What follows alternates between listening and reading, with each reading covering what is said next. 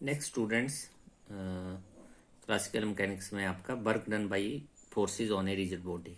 ठीक है, तो इसमें consider a rigid body acted on by the forces P I 1 2 3 से लेके कैपिटल एन तक एक रिजिड बॉडी के ऊपर नंबर ऑफ फोर्सेस लग रही हैं। वो फोर्सेस पी आई से डिनोट किया, P1 P2 P3 so on up to P of N, N capital N लिया हुआ है हमने। फिर let the points of application A I is equal to 1 2 so on up to N.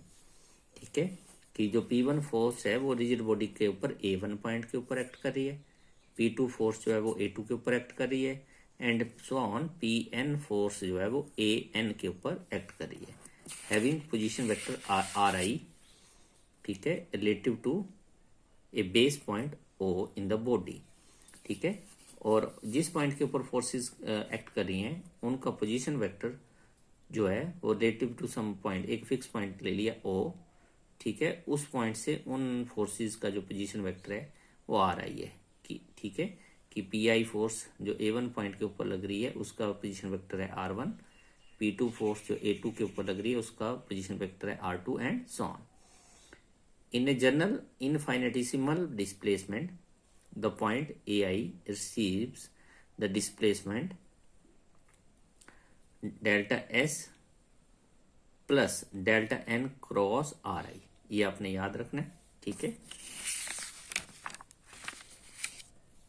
कि जब इनफाइनेटिसिमल डिस्प्लेसमेंट होगी तो जो पॉइंट AI होगा, A1 जैसे A2 AN पॉइंट जो है उनमें जो डिस्प्लेसमेंट होगी वो इसके बराबर होगी। ठीक है, delta S plus delta N cross RI। तो where delta S is the displacement of O, जहां पे ये जो O पॉइंट है डेल्टा S उसकी डिस्प्लेसमेंट होगी, एंड डेल्टा N जो है दैट इज इनफाइनेटिसिमल रोटेशन। ठीक है, तो जैसे मैंने पहले भी आपको रोटेशन का पढ़ाया था, तो डेल्टा N जो है वो रोटेशन डिनोट करते हैं, तो डेल्टा N जो होगी यहाँ पे रोटेशन होगी। तो टोटल जो डिस्प्लेसमेंट आएगी AI पॉइंट की वो आएगी delta S plus delta N cross RI। Then the total work done is, तो टोटल वर्क डन, तो वर्क डन क्या होता है आपका फोर्स इनटू डिस्प्लेसमेंट। ठीक है, तो फोर्स आपका जैसे PI है और डिस्प्लेसमेंट आपका ये है। अब एक के लिए P1 मल्टीप्लाइड बाई, जब यहाँ R1 होगा तो delta S plus delta N cross R1, P1 multiply by this one, फिर P2 multiply by this one जब यहाँ I की जगह 2 होगा, and Pn multiply by this one जब I की जगह N होगा। ठीक है, तो कैपिटल N होगा, तो टोटल वर्क डन जो होगा वो सम हो जाएगा कि work done by force P1 वो आएगा P1 delta S plus delta N cross R1 plus work done by P2, तो यहाँ P2 हो जाएगा, यहाँ R2 हो जाएगा, एंड सो ऑन। जब कैपिटल N लेंगे फोर्स तो Pn और यहाँ Rn हो जाएगा। ठीक है, तो टोटल वर्क डन मतलब उसका सम कर दिए, तो summation I is equal to 1 to capital N, and उसको आपने डिनोट कर दिया वर्क डन से, जो कि है आपका डेल्टा W।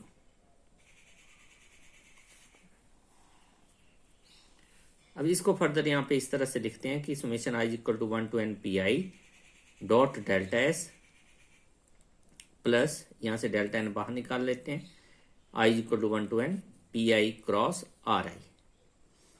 और इसको फिर फर्दर लिखते हैं, इसको F से लिखते हैं, total force sum of forces from I is equal to 1 to N, तो ये कैपिटल F से डिनोट किया total force dot delta S plus ये जो है टोटल, ये आपका टोटल मूवमेंट होती है। ठीक है, इसको G से डिनोट करते हैं, तो ये G डॉट डेल्टा N बनता है। तो ये आपकी इक्वेशन आ गई कि delta W is equal to F dot delta S plus G dot delta N। तो total work done by all the forces जो है that is equal to F dot delta S, where delta S is the displacement in the point O, into G into delta N, where delta N is the rotation. ठीक है, where capital F and G denote the total force and the total movement. ये total force है और ये total movement है। ठीक है,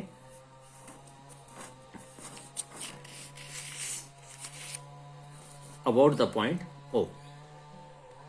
Since two equivalent force system, last lecture मैंने आपको डेफिनेशन भेजी थी equivalent force system equivalent system of forces का, तो वो डेफिनेशन यूज कर रहे हैं कि since two equivalent force systems have the same F and G, it follows that in any displacement of a rigid body the amounts of work done by equivalent force systems are equal.